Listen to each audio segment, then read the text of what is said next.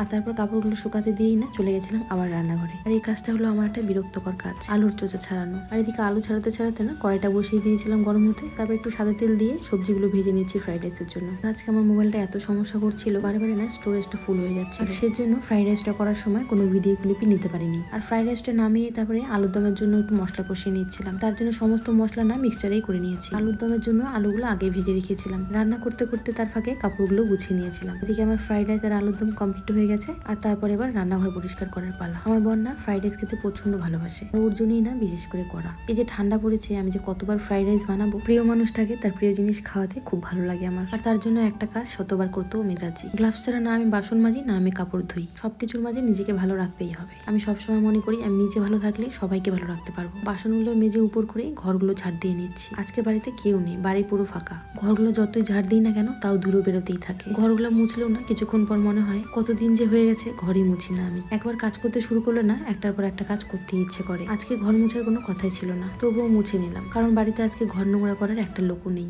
বাড়ির ভেতর সবসময় পরিষ্কার রাখলে তো আর হবে না, বাড়ির বাইরেটাও পরিষ্কার রাখতে হবে। তবে আমি ছাড়া বাড়ির বাইরেটা কেউ ঝাড় দেয় না। বড়দের মুখে একটা কথা শুনেছি, প্রথমে দর্শনদারি তারপরে গুণ বিচারি। তো মানুষ প্রথমে বাইরেটাই দেখবে, আমার বাড়ির ভেতরে কি আছে না আছে সেটা পরে দেখবে। তাই আমি বাড়ির বাইরেটা সবসময় পরিষ্কার রাখার চেষ্টা করি। কেউ ঝাড় দিক বা না দিক আমি দেই। বেলা যতই হয়ে যাক না কেন আমি আমার কাজগুলো কমপ্লিট করে তবে আমি স্নান করবো। আমি এইসব কাজের জন্য না সকালে স্নান করি না। আর একবার স্নান করে নিলে এসব কাজ আর করতে ইচ্ছে করে না। পুরো বাড়িতে জল ছিটিয়ে দিলাম। উঠোনটা শুকনো থাকলে সমস্ত ধুলো আমার ঘরে ঢোকে, কারণ আমার ঘরের বারান্দাটা একেবারে নিচু। আর তারপর সমস্ত কাজ সেরে স্নান করে নিলাম। রান্না তো আমার 12টার দিকেই কমপ্লিট হয়ে গেছিল, তবে নিজে রান্না করে না খেতে ইচ্ছে করে না। ছেলে যেহেতু বাড়িতে নেই সেজন্য আমি তখন খাইনি।